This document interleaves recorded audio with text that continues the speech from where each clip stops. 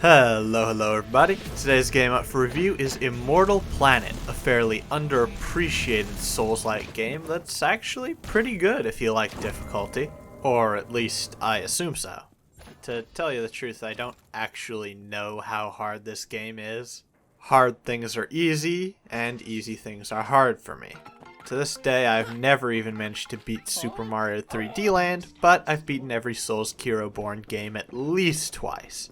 Except Demon Souls. Also, I'm a complete masochist who loves the feeling of progression and death, so my opinion on Immortal Planet is more than a bit slanted. That being said, if Immortal Planet was mechanically, narratively, or visually deficient, I would not have missed it. So I can confirm it's good, but beware if this isn't your type of game. If you don't like difficult games like this, then Immortal Planet probably won't change your mind. Alright, with that out of the way, let's talk about the visuals since they're the most obvious thing. The art style of Immortal Planet is pretty good. It might take you a bit to get used to it, but it's generally fine. The thing is though, after a while each room feels a bit samey. Like it's all the same sort of platforms, just recolored and ooh, this one has fire, or ooh, this one has acid or plants or etc and etc.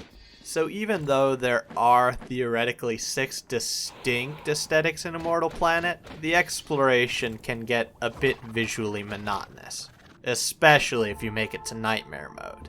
That being said, it's not like it's bad. The other aspects of Immortal Planet more than redeem the exploration, so the slightly repetitive visuals are a fairly minimal issue, especially since I literally didn't notice them until my second playthrough. Also, the gameplay. It's pretty weird. Don't get me wrong, it's excellent, probably my favorite part of Immortal Planet, but it takes a bit of getting used to. The gameplay is very slow. Think Dark Souls 2, but everyone moves like they're trying to hide a boner. That being said, once you get used to the gameplay speed, you'll realize how incredibly designed the slowness is. The game rewards patient players that take their time and analyze the enemies and their tells and all that jazz. And then, once you're finished analyzing all of them, you go Bloodborne on their asses and rip them to shreds. It might seem like a weird comparison, going from one of the slowest Souls-like to one of the fastest, but Immortal Planet's reward for patience is the ability to demolish every enemy, which can make Immortal Planet seem much faster than it actually is. And let me tell you, when you reach one of that point with the bosses, it's incredible. There's also tons of fun strategies and ways you can build your character if you're into that stuff. Spells, cool items, dope weapons, the game has it all. It's a shame you can only equip 4 of them at a time, but without that limit you'd be hilariously overpowered, so I get why the game did that. Now, moving on from the gameplay, there is also something to be said about the enemies and the bosses. The enemies are kinda samey. Mechanically, at least. There's enough visual variation that you probably won't get bored. Most of the enemies feel like a continuation of the previous enemies. Like, the basic enemies in this area will be mechanically the same as in the last area, except their hitboxes are a bit bigger and they have one new move. There's also a repetition issue with the bosses. See, you fight each boss twice, and some of the rematches suck balls. Like in the Temple Prick rematch, the boss is the exact same, it's just the environment that's different.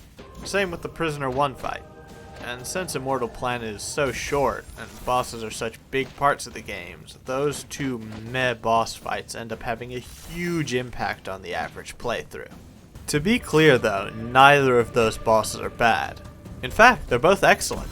Every boss, mini and otherwise, is excellent in this game. It's just the fact that you have to fight them twice in one playthrough with minimal variation seems a bit lazy. All the other bosses have excellent rematches though, so don't worry about these two stinkers too much. There's also a plot, I think.